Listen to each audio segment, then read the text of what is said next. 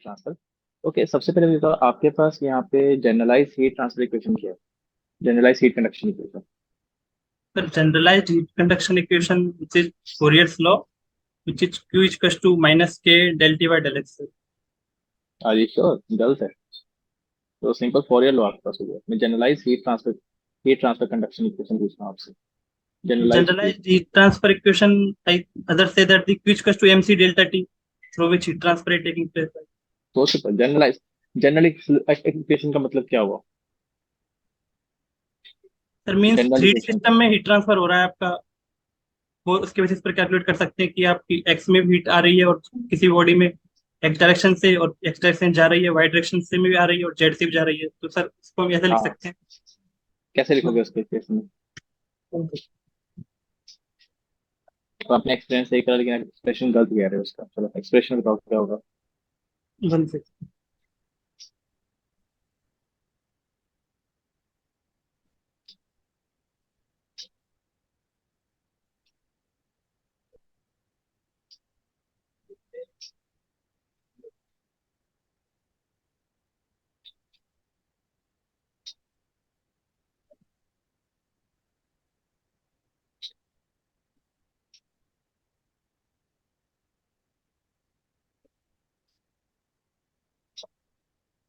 Sir ये इतनी visibility.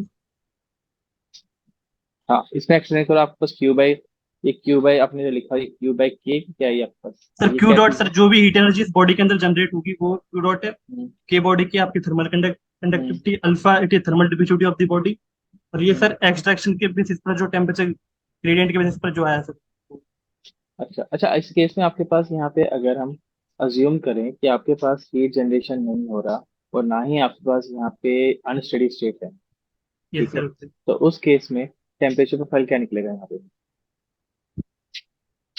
Sir 3D for the system के केस, लिए ना। नहीं, आपके पास एक 1D सिस्टम के लिए फॉर अ स्लैब ओके। क्या फाइनल एक्सप्रेशन बनेगा टेम्परेचर डिस्ट्रीब्यूशन का?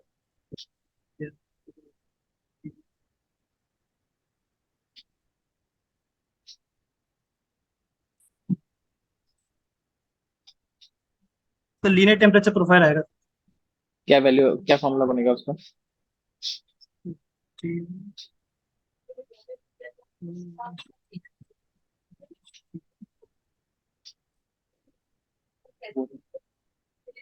तो लेट सपोज आपके पास स्लैब है, उस स्लैब का हाँ। एक एंड पे टेम्परेचर T1 है, सेकंड एंड पे टेम्परेचर T2 है।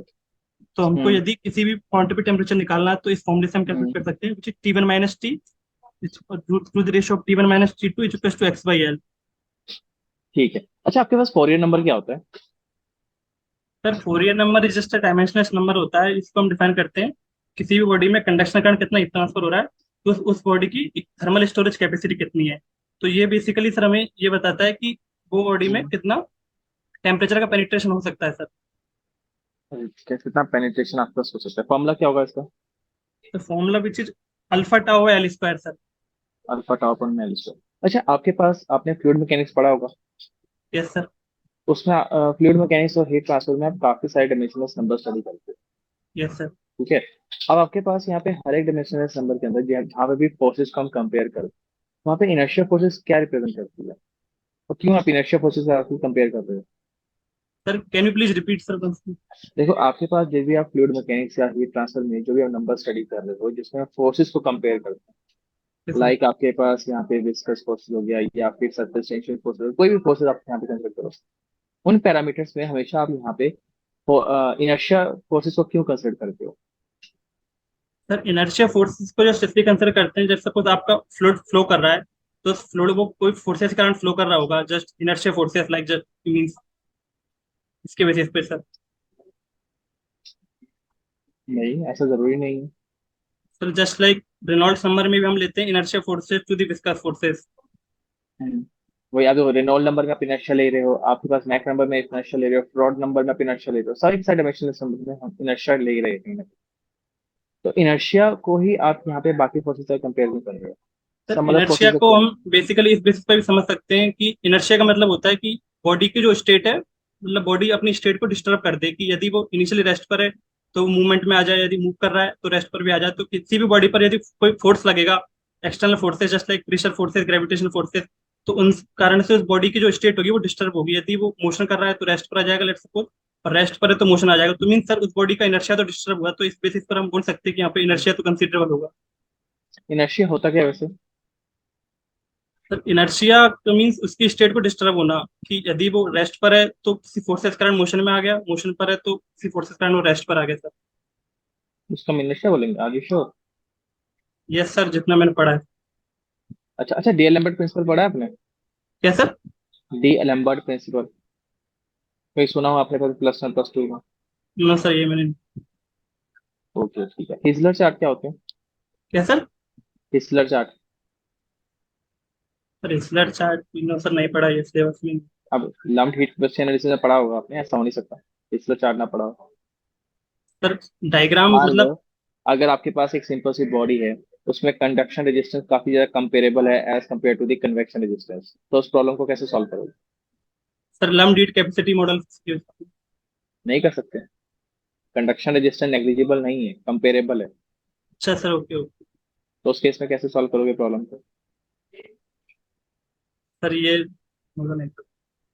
अच्छा ठीक है। अच्छा आपके पास यहाँ पे अगर हम बात करें प्लैंक्स लॉ की, ठीक है ना, प्लैंक्स लॉ और विंड डिस्प्लेसमेंट लॉ में डिफरेंस क्या है? सर बीम डिस्प्लेसमेंट लॉ ये बताता है कि जो बॉडी का जो वेवलेंथ का जो प्रोडक्ट हो, वेवलेंथ और जो टेम्परेचर प्रोडक्ट होता है वो कांस्टेंट होता है।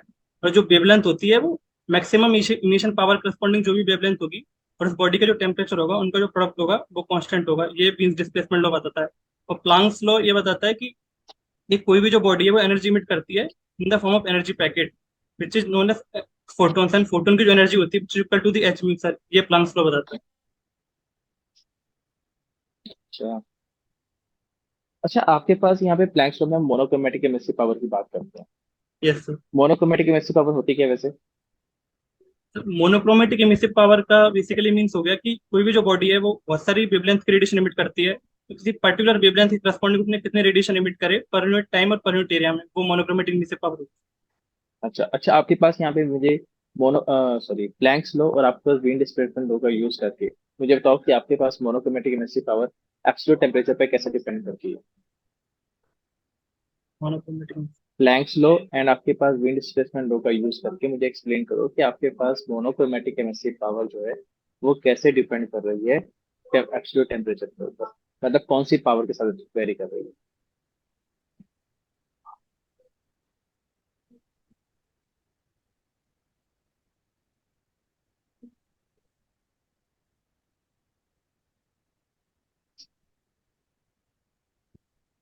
पर टेम्परेचर की पावर 4 पे वेरी करेगी ना।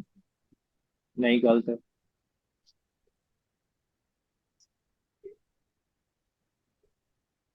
कैसे बोल सकते हो आपके पास फोर पावर पे डिपेंड कर रही है?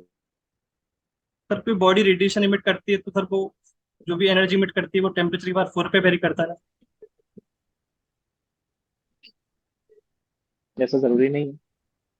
वो आपके पास टोटल एमएससी पावर है, मैं मोनोक्रोमेटिक एमएससी पावर की बात कर रहा हूँ स्पेसिफिकली।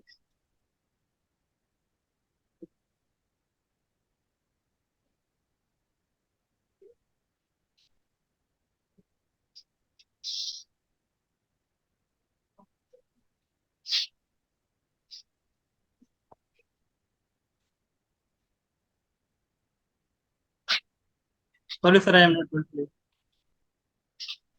ठीक है, कोई सुनिए। अच्छा आपके पास यहाँ पे अगर हम बात करें बॉयलर्स में कौन सा हीट ट्रांसफर फॉर्मूला डोमिनेट करेगा? बॉयलर्स में हम्म, सर, बॉयलर्स में कन्वेक्शन हीट ट्रांसफर और conduction, sorry, radiation heat transfer होगा। कैसे? Sir boilers sir basically means किसी भी लिक्विड को बॉयल करने के लिए यूज करते हैं, जैसे कि सर हम्म, थर्मल पावर प्लांट में भी हम बॉयलर्स का यूज करते हैं। तो जो भी स्टीम्स आती है सर उसको बॉयल करता है सर।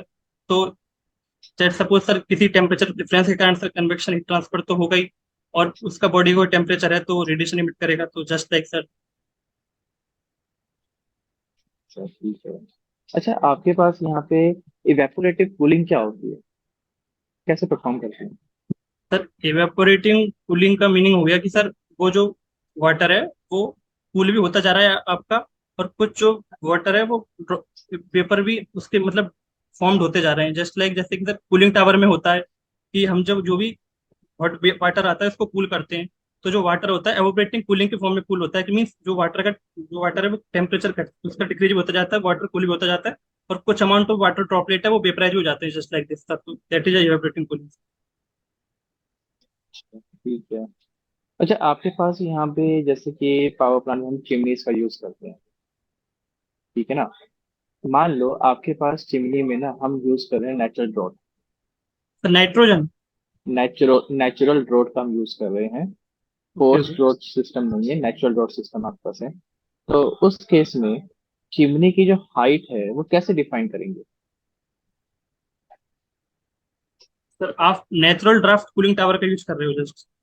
हाँ। सर अब नेचुरल ड्राफ्ट हम ड्रॉट यूज कर रहे हैं, तो उस केस में आपके पास यहाँ पे जो फ्लो होगा वो नेचुरली होगा। Yes sir. ठीक है ना। तो उस केस में आपके पास यहाँ पे फ्लो, पहले तो सबसे पहले तो डोमिनेट कैसे हो रहा है, कैसे फ्लो हो रहा है वहाँ पे। और उस केस में आप उसी केस में आपके पास यहाँ पे जो चिमनी की हाइट है वो किस कैसे आप डिसाइड करोगे? One second.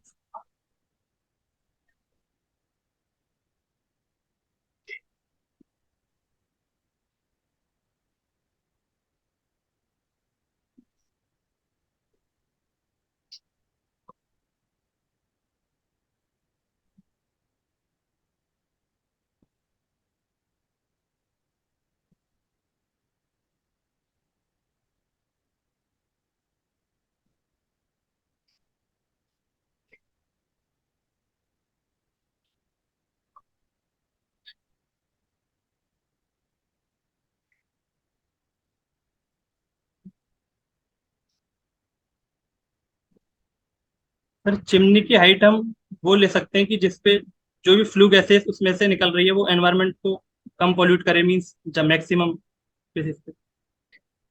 नहीं, ये सही नहीं है। ये सही नहीं है। अच्छा, आपके पास यहाँ पे अगर हम बात करें हीट ट्रांसफर कोफिशिएंट की, हीट ट्रांसफर कोफिशिएंट को एज अ प्रॉपर्टी क्यों नहीं हम यहाँ पे कंसिडर करते हैं? क्या सर? हीट ट्रांसफर कोफिशिएंट आपके पास एज अ प्रॉपर्टी क्यों नहीं कंसिडर होता? जैसे अगर आप बात करोगे, जैसे कि हमारे पास हीट थर्मल कंडक्टिविटी की, यस ठीक सर। है ना। Thermal conductivity is a property of a system. In the same way, why the heat transfer coefficient is not considered as a property of the system? Sir transfer coefficient sir basically medium के लिए define होता है, ये बहुत सारी fluid properties पर very करता है, जैसे कि डेंसिटी हो गई, विस्कोसिटी हो गई, सरफेस हम्म। डेंसिटी हो गई, विस्कोसिटी हो गई, उसकी हम्म। हीट कैपेसिटी हो गई, और फ्लो कैरेक्टरिस्टिक्स पर वेरी करता है। लेकिन सर जो थर्मल कंडक्टिविटी होती है वो एक मेटल के लिए डिफाइन होती है कि ये इस मेटल की थर्मल कंडक्टिविटी इतनी हो गई, इसकी इतनी हो गई, तो उस मेटल पर डिपेंड करती है थर्मल कंडक्टिविटी बेसिकली। लेकिन सर हीट ट्रांसफर कोफिशिएंट अलग अलग कंडीशंस के अकॉर्डिंग अलग अलग होता है, सर्फेसेस की कंडीशन अलग होगा, फ्लो कैरेक्टरिस्टिक्स के बेसिस पर अलग होगा, एरिया के बेसिस पर भी sir heat transfer coefficient very करता है आपका, तो इस बेसिस पर जो हीट ट्रांसफर कोएफिशिएंट होता है वो प्रॉपर्टी नहीं। ओके, ठीक है। ओके काश, देखिए पॉइंट ऑफ फीडबैक।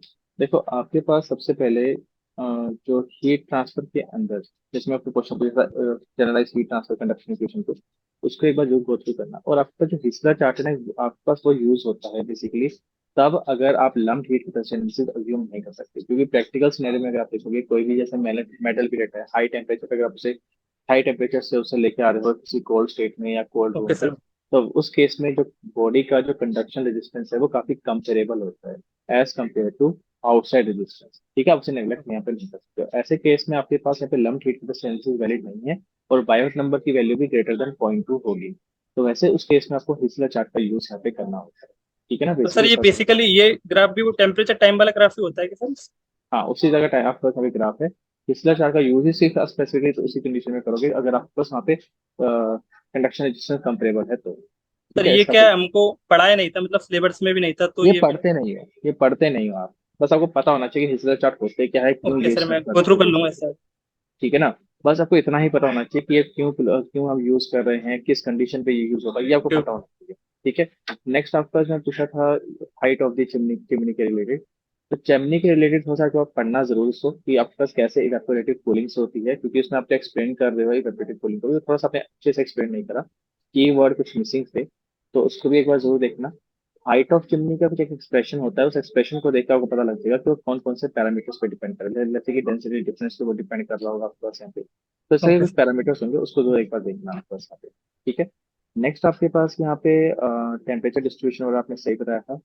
और मैंने आपसे क्वेश्चन पूछा था रेडिएशन वाला, उसमें जो मैंने आपसे प्लैंक लॉ के रिगार्डिंग जो आपसे स्टेटमेंट पूछी कि प्लैंक लॉ क्या है बेसिकली, उसमें आपने जो एक्सप्रेशन बताया वो सही वो नहीं था बेसिकली। उसमें से मेरे को कहना था कि प्लैंक लॉ जो है वो डील करता है मोनोक्रोमेटिक इमिसिव पावर से। तो आपको सिर्फ इतना बताने की कोशिश कर रहा है कि जो मोनोक्रोमेटिक इमिसिव पावर है वो एक्चुअली में वेवलेंथ और टाइम टेम्परेचर दोनों पे डिपेंड आपके पास यहाँ पे करती है।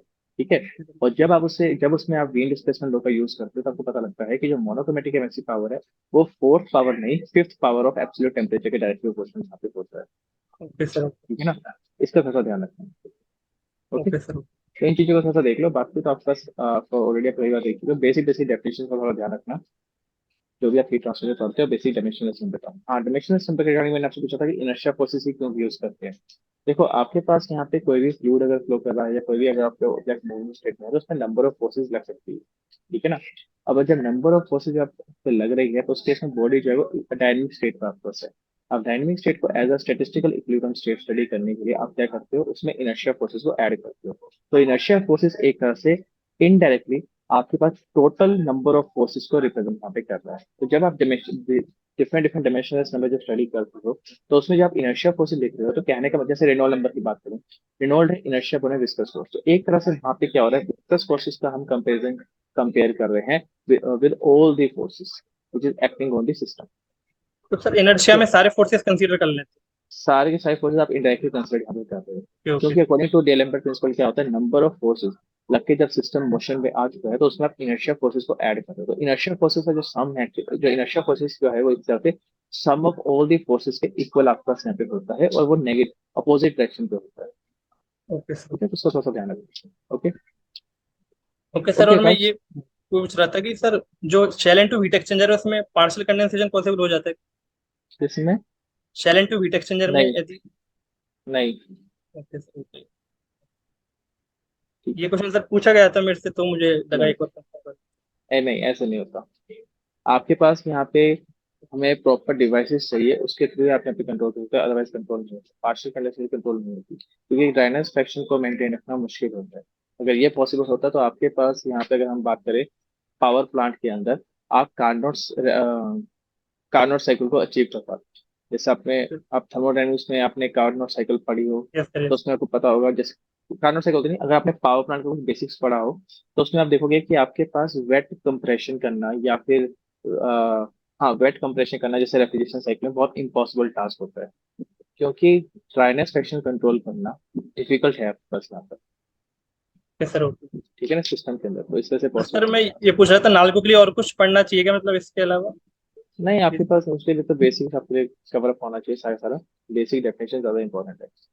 yes, सर, और सर ये मतलब मटेरियल्स के बारे में भी पूछते क्या ज्यादा, हाँ, मतलब जो। वो पूछ सकते हैं, वो पढ़ना पड़ेगा। सर जैसे क्या क्या, मतलब इसके रिगार्डिंग थोड़ा जैसे बता दीजिए। एक चीज के रिगार्डिंग इसके रिलेटेड काम करना। Okay sir. ठीक है, थैंक यू। वो आपको उसका साइंस आपको ले लेंगे। ठीक है।